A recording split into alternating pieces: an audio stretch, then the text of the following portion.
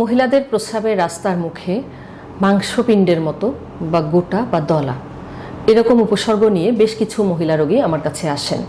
এই মাসিক রাস্তার মুখে যে মাংসপিণ্ডের মতো একটি লিশন দেখা দেয় সেটিকে কিন্তু মেডিকেলের পরিভাষায় আমরা বলি ইউরেথ্রাল ক্যারুনকল।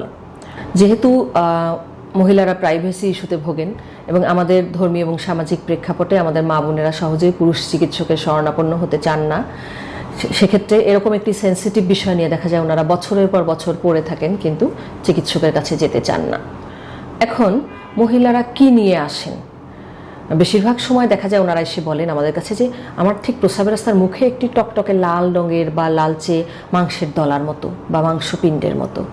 কেউ কেউ বলেন যে না, এখানে যখন আঘাত লাগে তখন এখান থেকে রক্তপাত হয় বা প্রস্রাব করতে এটি অসুবিধা করে, আমার জ্বালা পোড়া করে। কেউ কেউ বলেন যে না, মেলামেশার সময় ব্যথা পাই বা এই সময় হয়তো ব্লিডিং হয়। এরকম উপসর্গ নিয়ে আসতে পারেন। আসলে আমরা কি করব?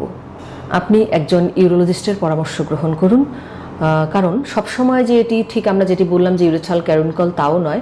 কখনো কখনো দেখা যায় আসলেই মূত্রথলির ক্যান্সার হয়ে আছে, কিন্তু এটাকে আমরা তেমন গুরুত্ব দিচ্ছি না বা অন্যান্য কিছু হতে পারে। সেক্ষেত্রে একজন ইউরোলজিস্ট আপনাকে যখন শারীরিকভাবে পরীক্ষা নিরীক্ষা করে দেখবেন তখনই কিন্তু উনি কিছুটা ধারণা করতেই পারবেন যে এটি আদৌ ইউরেথ্রাল ক্যারুনকল নাকি এটি মূত্রনালীর, যেটিকে আমরা বলি যে মূত্রনালী, সেই মূত্রনালীর কোনো ক্যান্সার কিনা বা টিউমার কিনা। মোটামুটি এটা লোকেশন দেখলেই ইউরোলজিস্ট বুঝতে পারবেন যে এটি ইউরেথ্রাল ক্যারুনকল কিনা। তাহলে করণীয় কি? করণীয় হচ্ছে যে যদি উপসর্গ তেমন না থাকে, শুধুমাত্র মাংসপিণ্ডটি থাকে, সেক্ষেত্রে কিন্তু আমরা বলি যে আপনি আমরা বেশিরভাগ সময় দেখা যায় যে বয়স্ক মহিলাদের হয় যাদের মাসিক বন্ধ হয়ে যায়, তাদের ক্ষেত্রে পোস্টমেনোপজাল যারা, তখন আমরা লোকাল হরমোন ইউজ করি ক্রিম ফর্মে।